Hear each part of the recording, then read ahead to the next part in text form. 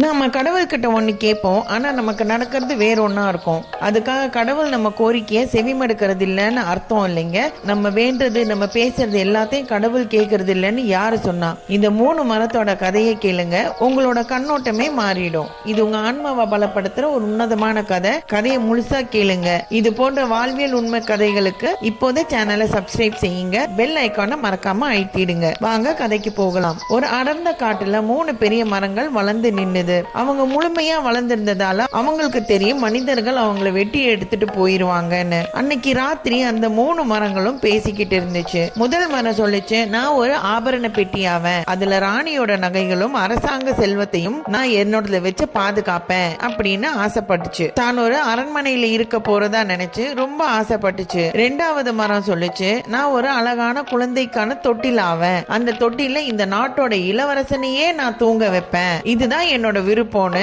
தான் அரண்மனையில் இருக்கிற தொட்டிலாகணும்னு ஆசைப்பட்டுச்சு. 3வது மரம் சொல்லிச்சு, நான் ராஜாவையும் மந்திரியும் எடுத்துட்டு போற ஒரு வாகனமா மாறுவேன் அப்படின்னு. அதுவும் ராஜாக்காக உழைக்கிற ஒரு பெரிய இடத்துல இருக்க போறேங்கிற ஆசையில அதுவும் சொல்லிச்சு. மறுநாள் காலையில விடிஞ்சுது. மரம் வெற்றவரும் அவரோட மகனும் மரம் வெட்டுறதுக்காக வந்துட்டு இருந்தாங்க. நல்ல பெரிய மரம் எங்க இருக்குன்னு தேடிட்டு இருந்தாங்க. இந்த 3 மரம் அவங்க கண்ணுல பட்டுச்சு. அந்த 3 மரத்தையும் வெட்டி கை வண்டியில வச்சு வீட்டுக்கு எடுத்துட்டு போயிட்டாங்க. வீட்டுக்கு போகும்போது அவரோட மருமக குழந்தைய வச்சுட்டு வெளியவே உட்கார்ந்துட்டு இருந்தாங்க. இந்த மரங்களை பார்த்தோன்னா தனக்கு ஒரு ஆபரண பெட்டி செஞ்சு கொடுங்கன்னு சொல்லி கணவர்கிட்டயும் மாமனார்கிட்டயும் கேட்டாங்க. கணவரும் மாமனாரும் அந்த மரத்துல ஒரு மரத்தை வெட்டி மருமகளுக்கு ஒரு ஆபரண பெட்டி செஞ்சு கொடுத்தாங்க. இந்த மரத்தை வெட்டும் போதுதான் மகன் பார்த்தாரு, இந்த மரம் ரொம்ப ஸ்ட்ராங்கா இருக்கு, என் குழந்தைக்கு ஒரு அழகான தொட்டில் செய்யணும்னு சொல்லி 2வது மரத்தை அறுத்து ஒரு தொட்டில் செஞ்சு அவரோட குழந்தைக்கு கொடுத்தாரு. 3வது இருந்த மரத்தை பார்த்து, இந்த மரம் நல்ல ஸ்ட்ராங்கா இருக்கிறனால அவங்க ஆத்துல போயிட்டு வரதுக்கும் மீன் பிடிக்கிறதுக்கும் ஒரு படகு செய்யலான்னு 3வது மரத்துல படகு செஞ்சாங்க. இப்படியா 3 மரமும் அவங்க வீட்டிலேயே இருந்துச்சு. ஒரு நாள் ராத்திரி இவங்க தூங்கிட்டு இருக்கும் போது யாரோ வந்து கடகடன் கதவை தட்டினாங்க.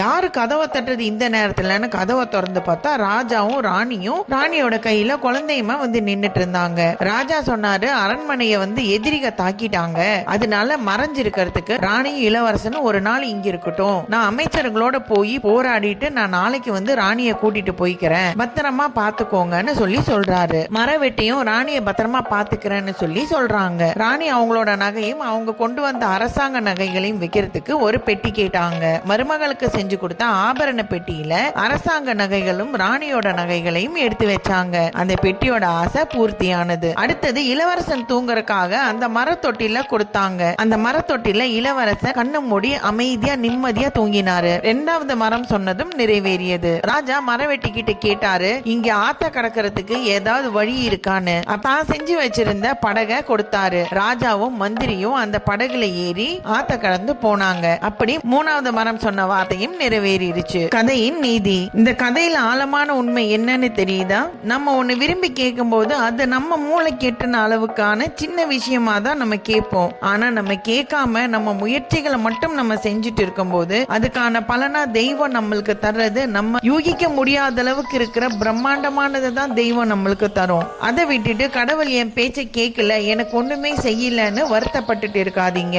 நீங்க கேட்கிற சிறிய விஷயம் உங்களுக்கு கிடைக்கலன்னா வருத்தப்படாதீங்க.